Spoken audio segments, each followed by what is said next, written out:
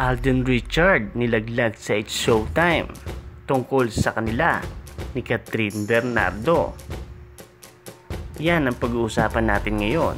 Kung bago pa lang sa aking channel, huwag kalimutan mag-like, comment, share at subscribe. At iyon na rin ang notification bell para palagi kang updated sa aking mga videos. Alden Richard nilaglag sa It's Showtime. Totoo nga ba ito? Alden Richard nilaglag ni Kim Chiu. Naging guest si Alden Richard ng It's Showtime ng July 13, 2024 upang ipromote ang kanilang nalalapit na teleserye na Pulang Araw sa GMA. Paglabas pa lang ni Alden ay isa-isa niya nang binate at bineso ang iba pang host ng It's Showtime. Maging ang madlang people ay talaga namang kanyang bineso, nilapitan at binate. May mga ilang pang lumapit ay nakapagpa-picture pa nga.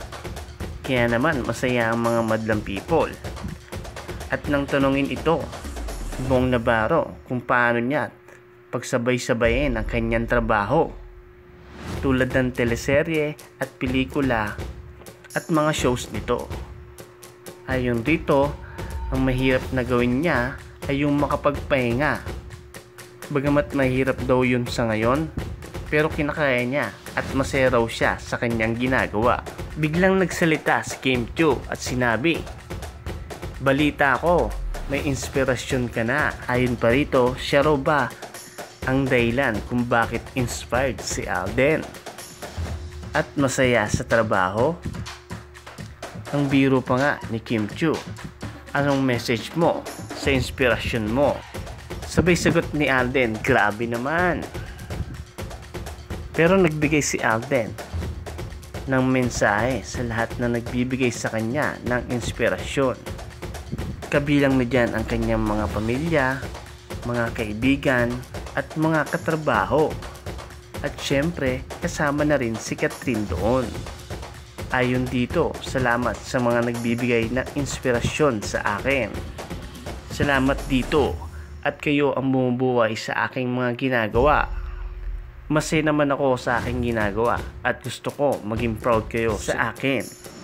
Doon na nga natapos ang kanyang mensahe at ipromote na nga ang kanyang teleserye na Pulang Araw na inyong mapapanood sa GMA Network at nagpaalam na rin sa mga It's Showtime hosts.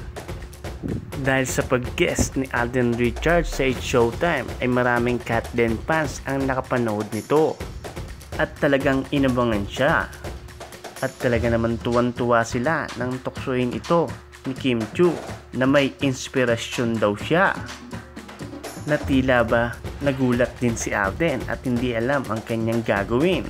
Kung mapapansin nyo sa mga past interview ni Alden, kapag tinatanong siya tungkol kay Catherine o nababanggit si Catherine, ay nawawala si Alden sa kanyang sarili at tila ba parang nabubulol o nami-mental block ito at hindi alam ang kanyang gagawin o sasabihin.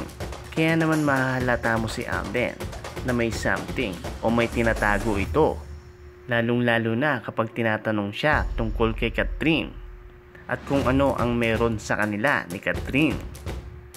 Kaya naman mga ka-Chismax, palagi lang kayong tumutok dito sa aking YouTube channel at huwag kalimutan mag-subscribe dito sa Team Chismax.